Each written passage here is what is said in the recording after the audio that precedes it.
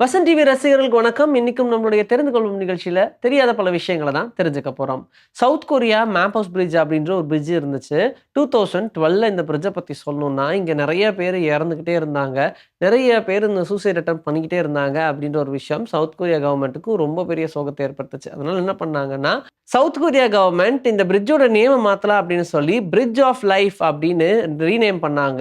இத கொஞ்சம் ரெனோவேட் பண்ணுவோம்னு நெறைய மெசேஜஸ் கொஞ்சம் இந்த மன உளைச்சலுக்கு ஆளானவங்களலாம் நம்ம எப்படி கன்சோல் பண்ணுவோம். தோள்ல கை போட்டு சரி சமாதானமாயிக்கங்க. ஒண்ணும் பிரச்சனை இல்ல. எல்லாம் நல்லபடியா நடக்கும் அப்படின்னு சொல்ற மாதிரி நெறைய மெசேஜஸ் தனியா இருந்துச்சு. ஸ்டாச்சூஸ் தனியா இருந்துச்சு. ஆனா, இதனால அங்க இருக்கிற எண்ணிக்கையெல்லாம் கொஞ்சம் கொஞ்சமா குறையும் அப்படின்னு பார்த்தா, நெறைய பேரு இதனால அவங்களுடைய வாழ்க்கைய முடிச்சுக்கிறது அதிகமாக தான் ஆரம்பிச்சது. கிட்டத்தட்ட 6 மடங்கு அதிகமாயிருச்சு அடுத்த வருஷமே. இது பெரிய குழப்பத்தையே சவுத் கொரியால ஏற்படுத்துச்சு. ஒரு ரெஸ்டாரண்ட்க்கு நம்ம போய் சாப்பிடுறோம்னா, அங்க இருக்கக்கூடிய செஃப் எல்லாம் பயங்கர ப்ரொஃபஷனலா இருக்கணும் அப்படின்ற மாரி யோசிப்போம் இல்லையா? நம்ம வீட்ல சாப்பிட்டுருக்கவே கூடாதுங்க. ஆனா, அங்க போய் சாப்பிடுற டிஷ் வேற மாரி இருக்கணும் அப்படின்னு சொல்லுவோம். ஆனா, இத்தாலியில ஒரு ரெஸ்டாரண்ட் இருக்கு. அது என்னட்டிகா மரியா அப்படின்னு சொல்றாங்க. அந்த ரெஸ்டாரண்ட்ல இருக்கிற யாருமே ப்ரொஃபஷனல் செஃப்ஸ் கிடையாது. எல்லாமே நானாஸ். அதாவது பாட்டிகள் இருக்காங்க இல்லையா? அந்த பாட்டிகள் எல்லாத்தையுமே வச்சு, பாட்டிகளுடைய சமையல் தான்ப்பா டெய்லியும் அப்படின்னு சொல்லுவாங்க. ஒரு 10 பாட்டி இருக்காங்கன்னா, அந்த 10 பேரும் ஒவ்வொரு நாள் மாறி, மாறி அவங்களுடைய ஊர்ல என்ன டிஷ் ஃபேமஸோ அத சமைப்பாங்க. ஒரு ரொட்டீனான மெனு அப்படின்றதே அந்த ரெஸ்டாரண்ட்ல இருக்காது. ரொம்ப கிளாஸியான ஒரு ரெஸ்டாரண்ட் அப்படின்ற மாரி சொல்ட்டாங்க. நம்ம சொல்லுவோம்ல, பாட்டி கை ருசி, பாட்டி கை சமையல், பாட்டி வீட்டு சாப்பாடு அப்படின்ற மாரிலாம் கடை பேர் வைக்கிறவாங்க இல்லையா? அதே மாதிரியான ஒரு கான்செப்ட் தான் இட்டாலியில ட்ரை பண்ணாங்க. ஆனா, இந்த கான்செப்ட் செம்ம ஹிட். இன்னைக்கு எந்த பாட்டி வருவாங்க? என்ன சமைக்க போறாங்க? அப்படின்ற ஒரு எக்ஸ்பெக்டேஷனோடயே டூரிஸ்ட் எல்லாம் டெய்லி வருவாங்கன்னு வச்சுக்கோங்க. இது இல்லாம ரெகுலரா இருக்கக்கூடிய ஆடியன்ஸுமே இந்த கியூரியாசிட்டிக்காகவே வராங்க அப்படின்னு சொல்றாங்க.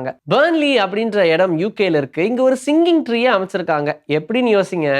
எல்லா இடங்கள்லயுமே ஒவ்வொரு துவாரங்கள் விட்டு, இப்ப ஃப்ளூட்ல இருந்து எப்படி சவுண்ட் வருதோ அதே மாதிரி தான் ஒவ்வொன்னும் ஒவ்வொரு கார்ட்ஸ் ப்ளே பண்ற மாரி இருக்கும். ஆனா, இதோடைய ரிதம் ட்வைஸ்க்கு மேல, அதாவது 2 தடவைக்கு மேல ரிப்பீட்டே ஆகாத மாதிரி தான் டிசைன் பண்ணாங்க. என்னன்னா, நெறைய காத்தடிக்கக்கூடிய ஒரு இடம் அந்த ஹில் டாப்ல.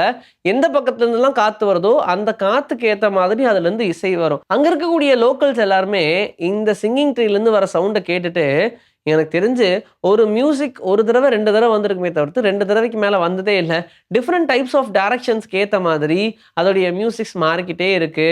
கேட்கறக்கு அவ்ளோ இனிமையா இருக்கு அப்படின்னு சொல்றாங்க. கொஞ்ச நாள்ல இது ஒரு பெரிய டூரிஸ்ட் அட்ராக்ஷனா மாறிடும் அப்படின்னும் நம்புறாங்க. 1812ல லூசியானால ஏற்ற இறக்கம் அப்படின்னு சொல்லுவாங்க இல்லையா? அதாவது ஏற்றுமதி, இறக்குமதி. இத பண்றது ரொம்ப கஷ்டமா இருந்துச்சு. ஏன்னா, அங்க பைரட்ஸ்களுடைய தொல்லை ரொம்ப அதிகம். அதுவும் இந்த பைரட் ஜீன் அப்படின்னு ஒருத்தர் இருக்காரு. அவருடைய ஆதங்கம் ரொம்ப ரொம்ப அதிகம். அவருடைய ஆதிக்கமும் அதிகமா இருந்துச்சு. முடியவே இல்ல. யாராலயும் கண்ட்ரோலே பண்ண முடியல. அதனால என்ன பண்றாங்க, அந்த டைம்ல கவர்னரு அவங்கள புடிச்சு கொண்டு வரவங்களுக்கு, அரெஸ்ட் பண்ணி கொண்டு வரவங்களுக்கு $500 குடுப்போம் அப்படின்னு சொல்லியிருந்தாங்க.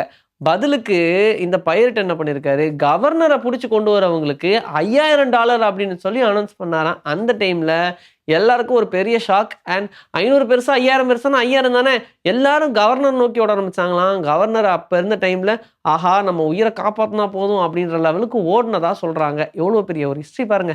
டெய்லி ஒரு 40 நிமிஷம் நீங்க 3 தடவ நடந்தீங்க அப்படின்னா, ஹிப்போகாம்பஸ இன்கிரீஸ் பண்ணும் அப்படின்னு சொல்றாங்க. அது எங்கப்பா இருக்கு அப்படின்னு கேட்டா, உங்க பிரெயின்ல இருக்கு ஹிப்போகாம்பஸ். இந்த ஹிப்போகாம்பஸ் என்ன பண்ணும்னா, உங்களுடைய மெமரி பவர் அண்ட் நெறைய விஷயங்கள ஸ்டோர் பண்ணி வச்சுக்கிறது, ஞாபகம் வச்சுக்கிறது, எல்லாத்துக்கும் ஸ்பார்க் அடிக்கிறது அப்படின்னு எல்லாத்தையுமே இதான் பண்ணுது.